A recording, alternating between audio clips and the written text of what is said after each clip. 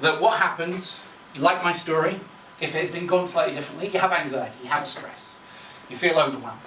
And then what do? You try and find ways to solve it. And in this society, although it is getting better, we're not really taught many tools. Reaching for a pint tends to be the thing. Going for a drug tends to be the solution. So people try and manage their anxiety through a substance, through doing an unhelpful behaviour. So then they change their mood, and they feel better for a time. But then what happens is, the next day, so with alcohol, the next day you end up with a hangover, your body is poisoned, and then you're more anxious than you were before. And so then what do? Your brain goes, how do I deal with anxiety? Oh, I only know this one way. Reach for the drink again. And then you're stuck in this spiral. Make sense? So, the solution, which we're going to talk about today, is how to break that pattern of anxiety. How to come up with other solutions, specifically in the workplace, but also on yourself. So we had this conversation, someone over here, yeah? Difference between stress and anxiety. What do you think the difference is? Anyone want to volunteer to guess? I was just going to say, like, you could wake up and feel anxious as soon as you wake up, and so there's not really any pressures on you in that moment. Yes. But you feel anxious anyway. Maybe stress could be the fact that there's something in place that is a stimulus, if you like. Yes.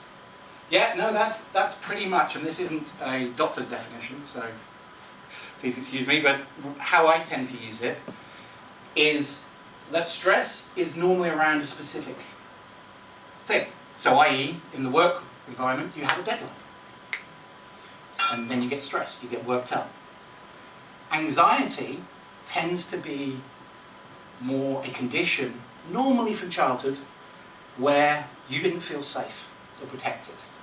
And in that moment, your subconscious mind goes, I'm not safe, and then your protection mechanism, your fight, flight, or freeze response becomes overclocked. And so what that means is, if the stimulus was taken away, if the stress was taken away, someone suffering from anxiety will tend to just look for other reasons to be anxious. They'll worry about the fact they're not worrying sometimes. Make sense? So, for today's purposes, they can both be treated with some of these tools, but in terms of environmental change, so if you're looking to change your work environment, and go, okay, we need to change the pressure here, we need to do things like that, and you realise that the person you're working with isn't any less stressed, then it's probably an anxiety condition. And again, this isn't a medical diagnosis, but it's just things to look out for those of you who work with clients. Okay, so what are the causes of stress? What are the causes of anxiety? Something out of your control. Out of your control. Very good definition. Anyone else? Yeah, a bit of overwhelm. Overwhelm, yes. Yeah. Yes. Or you're not up to the task, or it's too much, it's taking you to your limit. Yes, absolutely. So stress and anxiety tends to be a result of feeling out of control, feeling that you can't cope, feeling overwhelmed. And what happens when you have that? Any neuroscientists in the audience before I carry on, by the way? Because you can correct me on this. This is only my layman's interpretation of it. We have our fear response. So what happens is we associate, as human beings, danger to certain things. So as a child, you touch a hot stove, your brain goes, ooh, that hurt. Let's not do that again. Very useful mechanism. Better not walk down this dark alley at midnight. Useful, keeps you safe. So what happens when we have a negative experience? Our brain, our amygdala, the reptilian brain, who knows the triune brain?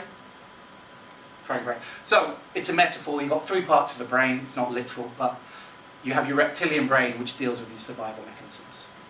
So you go into your fight, flight, or freeze response.